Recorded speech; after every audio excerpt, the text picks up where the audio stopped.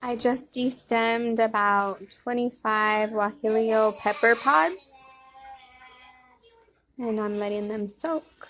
Warm water. The ingredients for the sauce, we have whole garlic cloves. You can add about 6 to 10. You can also do fresh garlic cloves, bay leaf, onion, and ginger ground. I added the ingredients, about 3 or 4 bay leaves, 1/4 onion, all 6 garlic cloves, with about 10 Guajillo peppers. I'm going to fill the juice up to the top with Guajillo pepper water, the water that the peppers were soaked in.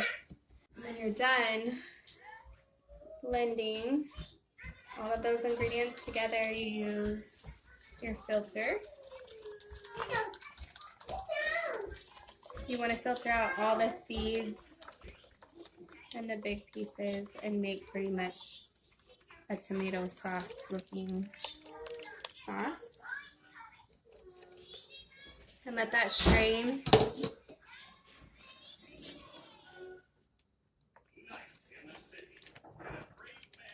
You want to repeat this about 2 or 3 times for about 6 dozen.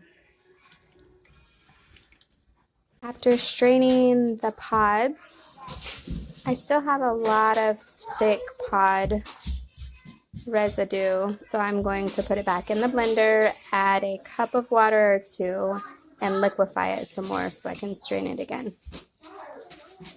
When you're all done sifting through the chili pods, Guajillo pepper pods, this is what you have. I have a pretty good size bowl full, and it's pretty liquefied. We're going to thicken that up later, but the tedious part is done. All right, these are the ingredients for the masa. We have 12 cups of masa flour. We're going to need 4 tablespoons of salt, 2 tablespoons of garlic powder, 2 tablespoons of black pepper, and 2 tablespoons of baking powder. You'll add all of that in there, and then for every cup of flour, you will add 1 cup of warm water, slowly, one at a time, mixing that together until it's sticky. If it's not quite sticky, you can add about 1 or 2 more cups of water until you get kind of a sticky texture. So I've added about 4 cups of warm water, and I'm just going to knead it.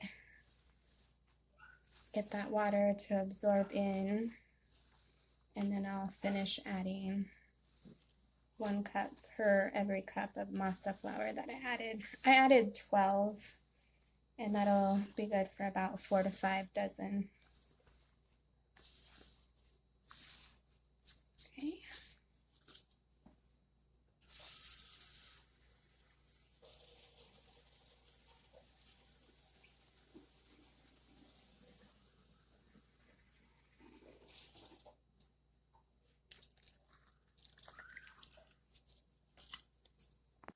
So I just got done adding 1 cup per every cup of masa that I put in here.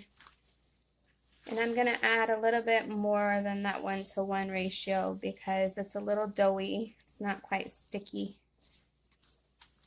So I'll add 1.5 more cups, and I'll see from there how it feels.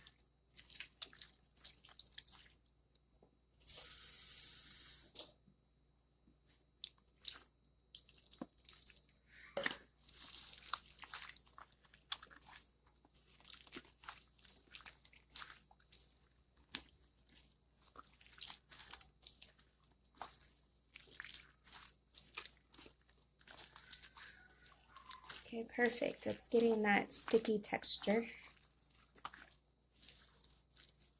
And we'll start with oil next. Now we're going to use Mazola corn oil. You can also use other types of oils of your choice. We're going to add about 4 cups to the masa mix until it's not sticky anymore. So I ended up using 3 cups of oil for the 12 cups of masa that I originally started with. The masa doesn't really seem very sticky anymore. It seems pretty moldable. So I'll go ahead and keep it at 3 cups. And I'm going to let this sit for at least 10 minutes. And we'll come back to it later.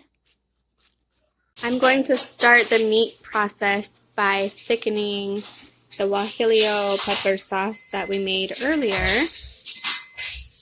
And I'm going to start by coating the pan with oil and turning it on high heat. So I added the flour and it had a little bit of a boil.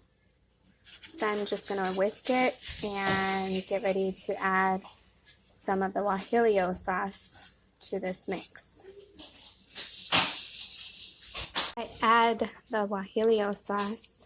I'll be whisking at the same time. And it's just about brown enough.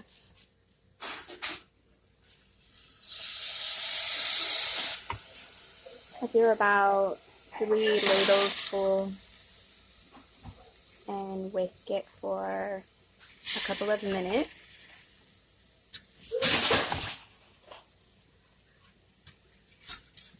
Let it thicken. It's going to thicken like a tomato sauce texture. You see it thickening up already. And I'll add some more guajillo sauce to the mix and bring it about 3/4 full in the pot. I've added about half of the pot to this beef roast. And I'm just going to let it simmer in the crock pot pretty much half of the day. Just let it absorb in there. Just like that.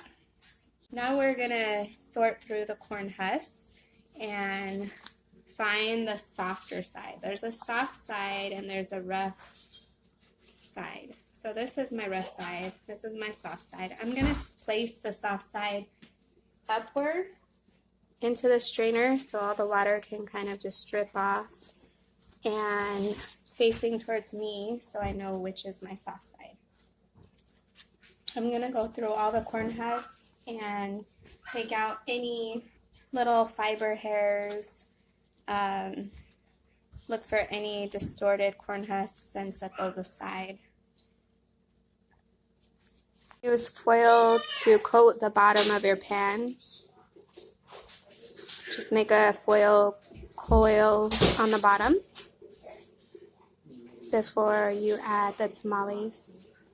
I have everything set up. I have the corn husks, the pan or pot, masa, chicken, and a cup of oil.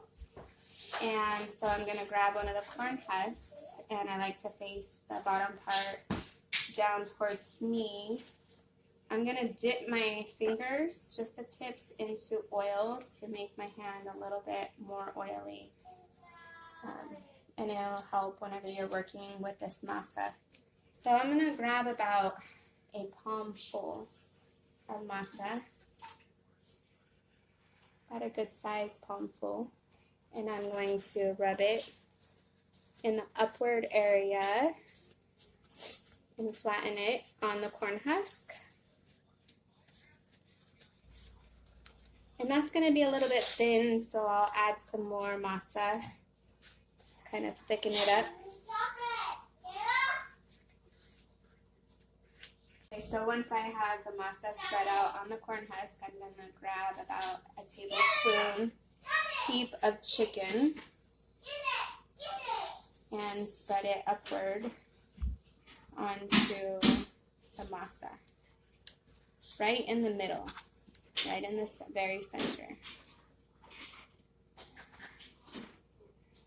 And then I'm just going to simply take the right side and fold it over, assuring that all of the masa completely covers the chicken. I'm going to fold this side over, kind of flatten the bottom and squeeze upward. Tuck the bottom up and roll completely around. And that's it. You have one tamale ready to go, and I just set it inside of the pot like that. After I filled the pot up halfway with water, I put it on high to get it to boil and steam. I put some corn husks on top just to get it nice and steamy in there, and then put the lid on. And this is going to cook for about an hour and a half.